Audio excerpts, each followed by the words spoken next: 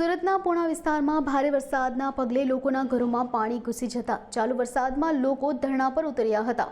વિપક્ષ નેતા પાયલ સાકરિયા અને સ્થાનિક લોકો દ્વારા ધરણા ધરવામાં આવ્યા હતા તેમજ જ્યાં સુધી પાણીનો નિકાલ નહીં થાય ત્યાં સુધી ધરણા શરૂ રાખવાની ચીમકી ઉચ્ચારવામાં આવી છે।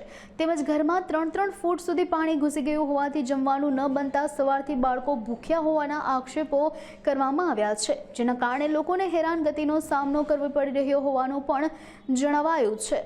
સૌને નમસ્કાર, હું છું પાયલ સાકરિયા, સુરત મહાનગરપાલિકા વિરોધ પક્ષ નેતા અને મારી સાથે મારા સાથી કોર્પોરેટર શોભનાબેન કેવડિયા તેમજ તમામ મહિલા આગેવાનો અને તમામ સોસાયટીની બહેનો સાથે આજે અમે પૂણાગામ તળાવ ખાતે અમે બધા બેઠા છીએ પાણીમાં। અહીંયા આજે અત્યારે એવું લાગે છે કે જાણે અમે સ્વિમિંગના બાથ ઉપર બેઠા હોઈએ। દર ચોમાસે તમામ જગ્યાઓ પર પાણી ભરાય છે।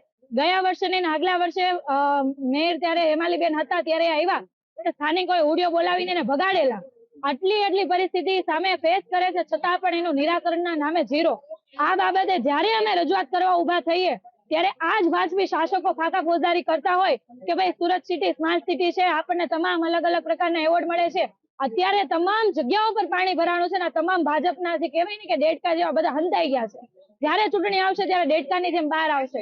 અહીંના સ્થાનિક ધારાસભ્ય પ્રફુલભાઈ પાનસેરિયા જ્યારે બીજી જગ્યાઓ પર ચૂંટણી હોય ત્યારે ત્યાં મોટી ફાંકા ફોજદારી કરતા હોય, જ્યારથી એ ધારાસભ્ય બન્યા છે ત્યારથી ખોવાઈ ગયા છે।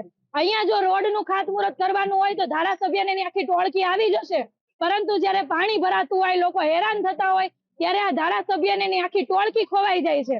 તો એ જે કહેવાય કે કામરેજ વિધાનસભાના ધારાસભ્ય ચોમાસામાં ખોવાઈ જાય છે ને ખાતમુહૂર્તના ખાલી દેખાય છે।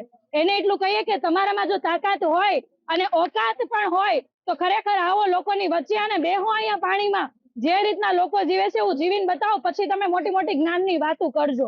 અને આજે અમે એટલા માટે બેઠા છીએ જ્યાં સુધી અહીંયા અધિકારીઓ હાજર નહીં થાય અને જવાબ નહીં આપે કે આનું કારણ શું, આનું નિરાકરણ શું થાય, ત્યાં સુધી આજે અમે મારા સાથી કોર્પોરેટર ને તમામ ટીમ સાથે અમે અહીંયા બેસવાના છીએ।